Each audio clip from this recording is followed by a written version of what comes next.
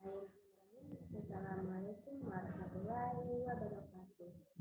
Halo sahabat semuanya, perkenalkan nama saya Ikan Farifa. Di sini saya akan membuat video dari tugas video pertama yaitu tentang program penerimaan. Tetap salam lima, tetap semangat dan terus belajar. Oke, sebelumnya saya akan menjawab pertanyaan dari tugas video yang pertama. Yang pertama itu ada apa yang sahabat pahami tentang kata bima dan dasar pemikiran dari lahirnya kata bima. Menurut saya, dari kata bima ini yang saya pahami itu, di sini saya mengetahui bahwa bima itu merupakan dijelaskannya terlebih dahulu, yaitu yang dimana ada dalam kebimbaan itu ialah merupakan suatu ilmu pengetahuan yang dimana mempelajari tentang bimba, baik itu dari filosofi, dari metode dan institusi. Dan di sini juga, namun bahwa kata bimba itu sendiri ialah merupakan singkatan dari kata bimbingan minat belajar anak, yang dimana kata bimba tersebut memiliki suatu pola atau suatu makna, yaitu dengan dimana kata bimba tersebut suatu makna, yaitu suatu yang merupakan proses membimbing anak atau membimbing minat belajar pada anak, dan secara implisif, yang dimana secara implisif ini memiliki suatu tujuan, yaitu agar anak tersebut memiliki agar anak tersebut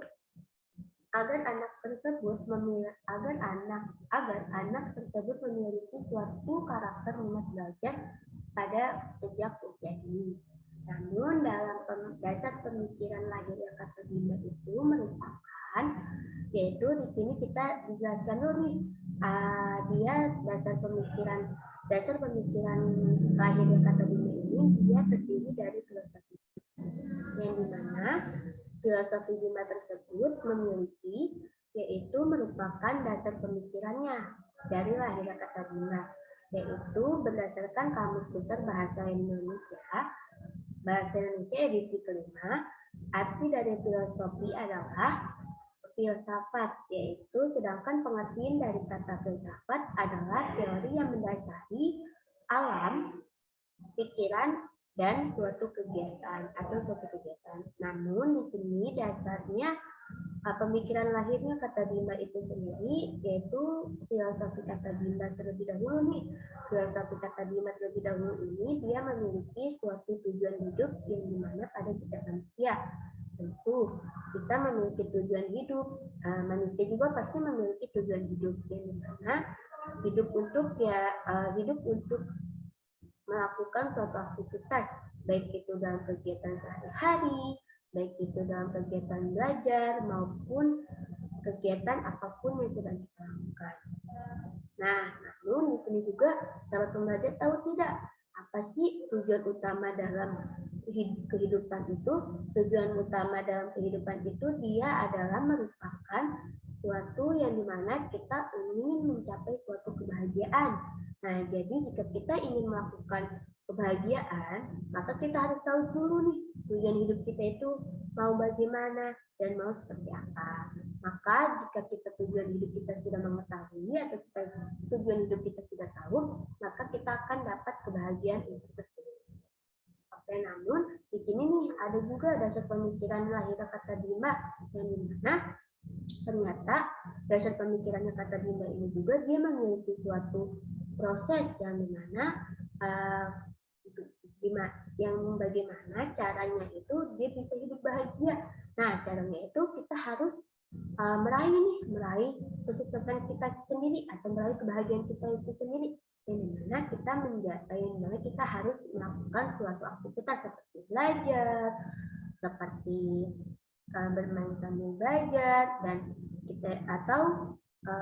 sebagai seorang pembelajar juga kita harus yang namanya masih melakukan suatu proses belajar, yang dimana agar anak tersebut senang dan juga gembira untuk melakukan aktivitas tersebut. Nah, di sini juga ternyata pada kenyataannya masih banyak orang yang tidak mau belajar Karena apa? Karena dia merupakan suatu yang ditunjukkan dia tidak mau belajar karena dia tidak minat dalam pembelajaran tersebut, dalam belajarnya. Jadi ketika ingin meraih kesuksesan, meraih kebahagiaan, maka kita harus belajar dulu nih. Belajarnya dengan cara apa? Dengan cara yang menyenangkan. Nah, jika anak, kalau misalkan kita mengajarkannya dengan tidak menyenangkan kepada anak, maka anak tersebut tidak akan senang atau tidak akan ingin mau belajar. Seperti itu. Nah, di sini juga ternyata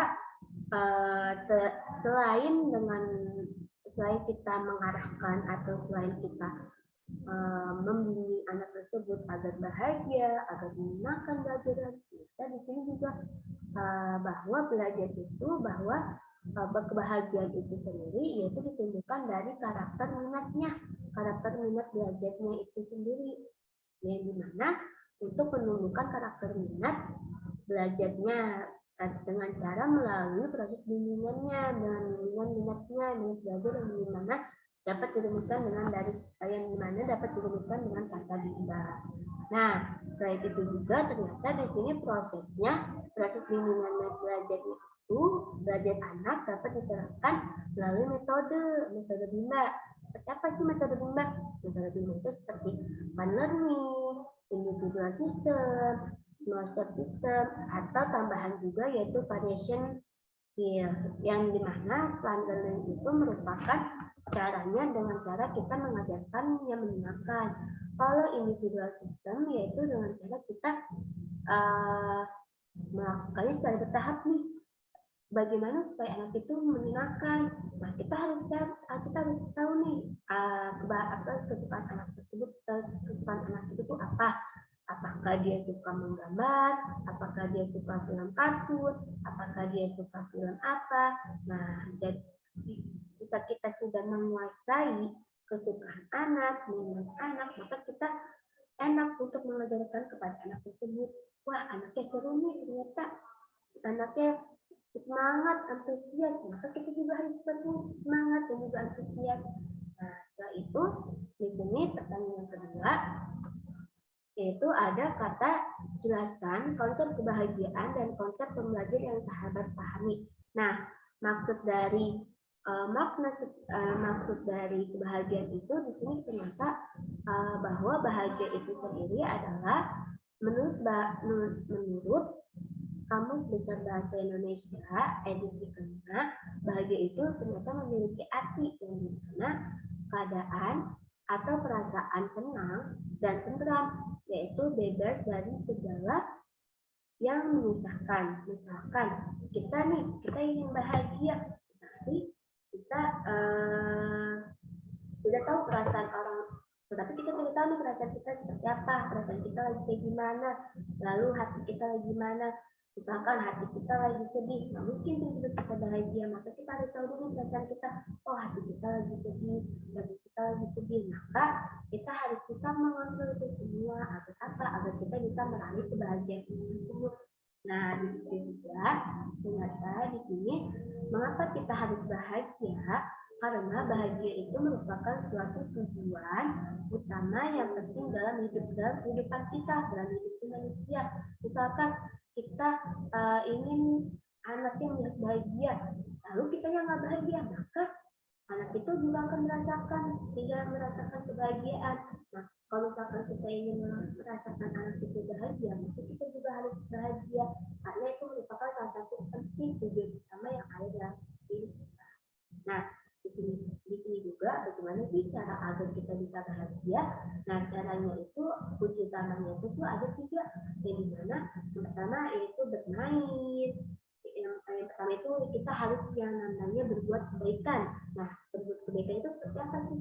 Seperti kita misalkan ada guru nih yang merasa kesulitan atau menangani anaknya, maka kita harus membantunya, harus berbuat baik kepada siapapun. Lalu kita beriman itu seperti apa? Seperti kita misalkan kita harus bertakwa kepada Allah, kita harus menjalankan perintahnya, dan yang kedua kita harus belajar. Kenapa kita harus belajar? Karena satu-satunya cara agar kita mendapatkan kebahagiaan itu dengan cara belajar. Belajar apa? Belajar seperti menyenangkan hati orang lain, belajar belajar bagaimana cara agar anak tersebut senang, bahagia dan antusias. Nah, ini caranya itu apa sih konsep pembelajar? Konsep pembelajar itu merupakan suatu yang dimana kita melakukan aktivitas apa? Aktivitas kayak misalkan aktivitas belajar kita meskipun kita sebagai seorang mahasiswa, kita juga harus membutuhkan namanya belajar. Kita juga masih belajar, anak juga masih belajar. Jadi di sini kita harus yang namanya belajar yang kalau misalkan kita mau bahagia nih, mau bahagia, lalu kita misalkan kita mau bahagia, kita harus tahu dulu, kita belajar dulu bahagia itu seperti apa sih, bahagia itu caranya kayak gimana sih. Nah, kalau misalkan kita ingin bahagia, kita nggak apa namanya nggak langsung tiba-tiba bahagia. Kita tahu dulu konsepnya, konsep bahagia itu seperti apa. Kita harus tahu dulu bahagia itu tuh bagaimana, cara menangani bagaimana, cara ininya bagaimana. Kita harus tahu dulu untuk semuanya, asal langsung blok langsung bahagia enggak. Itu namanya konsep belajar. Konsep belajar itu jadinya merupakan suatu ahli yang mana kita ingin harus melakukan aktivitas yang kita ingin raih gitu ya. Konsep itu yang kita ingin raih, yang ingin kita ciptakan, yang ingin kita tentukan seperti itu. Oke, selanjutnya di sini yang pertanyaan ketiga, jelaskan makna setiap ayat yang terkandung dalam 7 nilai dasar kita. Setiap makna yaitu yang pertama itu ada kata makna bahwa bimbingan minat belajar anak rimba merupakan pelaksanaan pendidikan yang sepenuhnya menyenangkan atau penting. Maknanya itu, jadi di sini jika ingin kita ingin learning, ingin menyenangkan hati anak, ingin mengajarkannya senang, bahagia, maka kita harus tahu cara maknanya itu kita menunjukkan minat bacaannya dulu, minat bacaannya dan juga minat belajarnya, belajar pada anak dengan menciptakan suasana pendidikannya yang sepenuhnya. Nah, sepenuhnya itu dengan cara menyenangkan. Jadi kita harus tahu nih minat anak tersebut apa?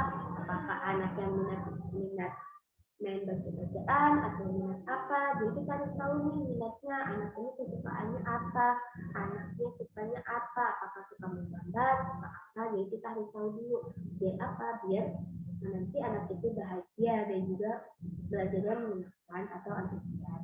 Lalu di sini juga, yang kedua itu bahwa setiap anak adalah anugerah dari Tuhan yang Maha Esa, yang Maha Kuasa, yang diamanahkan kepada setiap orang dewasa. Maksudnya itu, jadi bahwa anak ini adalah dia merupakan suatu titipan dari Tuhan. Kita harus namanya menjaganya, melindunginya, dan juga kita harus bikin anak itu tuh tambah semangat belajarnya, tambah antusias belajarnya. Jadi di sini kenapa poin kedua ini dia anak merupakan anugerah yang diberikan oleh Tuhan, karena anak itu merupakan pemberian Tuhan yang paling berharga. Lalu kita sebagai seorang motivator diamanahkan untuk apa? Untuk menjaga anak tersebut, untuk menjaga anak, untuk melindungi anak tersebut agar apa? Dari bahayanya, dari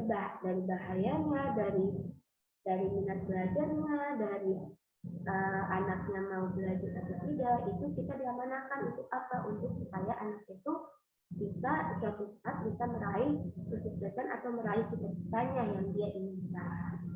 Itu. Lalu jika kita sudah diamanahkan nih kepada Tuhan, kita sudah diamanahin nih kepada Tuhan, maka kita harus jaga amanah itu dengan baik-baiknya, dengan sebaik mungkin. Jangan kita sudah diamanahkan langsung lepas begitu saja, tidak boleh.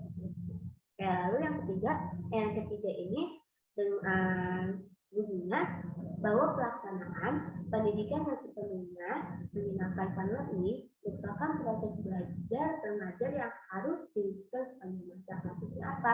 Maksudnya ini, jika anak sudah senang, sudah menyenangkan apa yang kita ajarkan, maka untuk proses tersebut itu bahwa kita sudah mengetahui nih bahwa pentingnya menciptakan suasana pendidikan itu yang sepenuhnya menyenangkan, bahwa kalau misalkan kita udah kan nih, anak itu udah senang, anak itu udah mau belajar, anak itu udah antusias, kita berarti kita sudah tahu nih, udah paham bahwa ternyata pentingnya menciptakan pendidikan itu sangat menyenangkan ya, jadi anak itu mau belajar.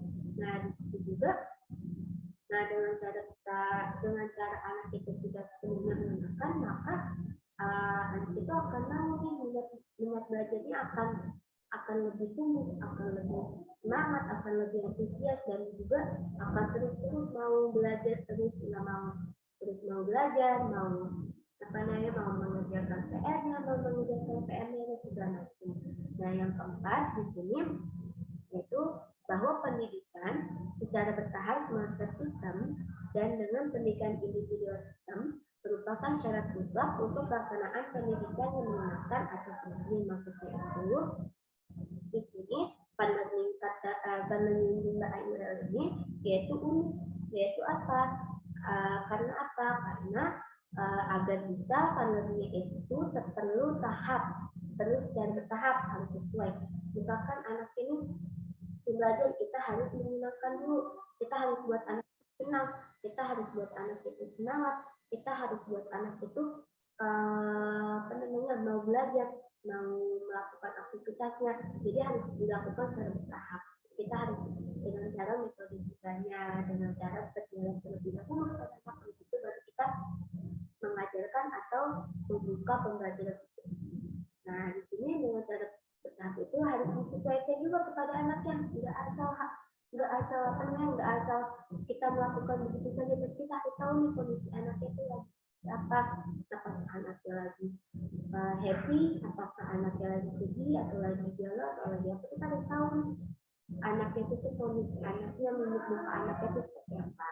Jadi nggak asal sembarangan kita mengajarkannya, kita harus tahu juga pola mimiknya anak itu keadaannya lagi apa. Kalau misalkan lagi bahagia, lagi senang, lagi happy, lagi bahagia, baru kita bisa mengajarnya dengan cara menyenangkan. Begitu pula jika anaknya tidak anak lagi sedih, kita langsung menghiburnya, kita langsung cara menyapanya, berdialog segala macam, dan anak itu mau dan kembali lagi bahagia, atau kembali lagi senyum untuk belajar. Nah yang kelima yaitu bahwa bimbingan minat belajar anak kita merupakan hak anak sebagai kewajiban sebagai orang dewasa. Itu di sini kita harus komitmen nih pada bima, kita harus komitmen bahwa bima itu merupakan bagian dari pendidikan, dan pendidikan adalah hak setiap anak. Jadi kita harus misalkan kita sudah dipikirkan, sudah diamanahkan anak Tuhan, anak bima, maka kita harus mewajibkan, kita harus punya rasa tanggung jawab kita. Oh iya, hari ini saya jadi Kristen, maka kita harus pegang amanah itu, kita harus pegang tanggung jawab kita dan kewajiban kita sebagai setiap orang dewasa. Kewajiban kita itu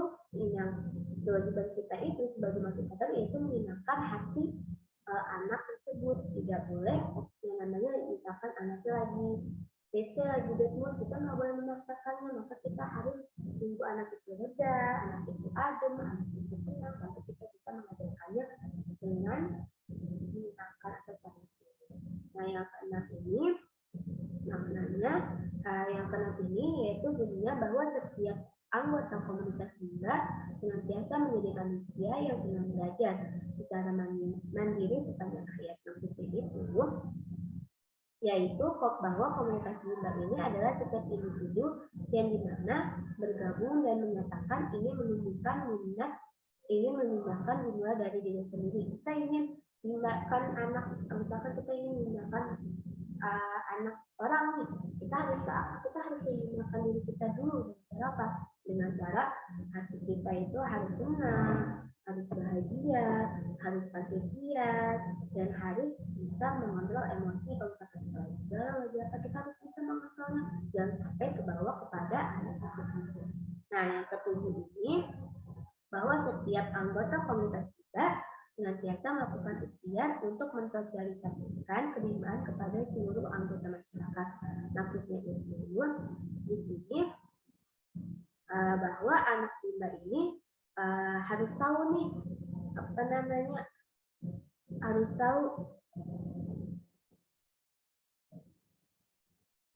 tahu bimba apa, harus tahu nih anak ini lagi kenapa.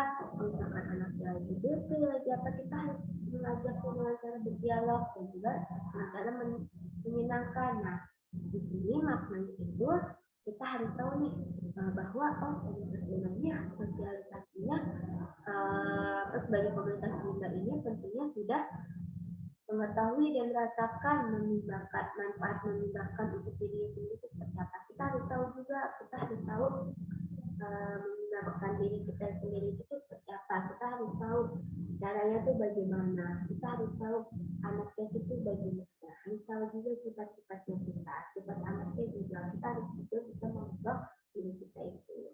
Oke? Baik, cukup sekian hasil pemaparan video tugas pertama saya dalam program pembinaan.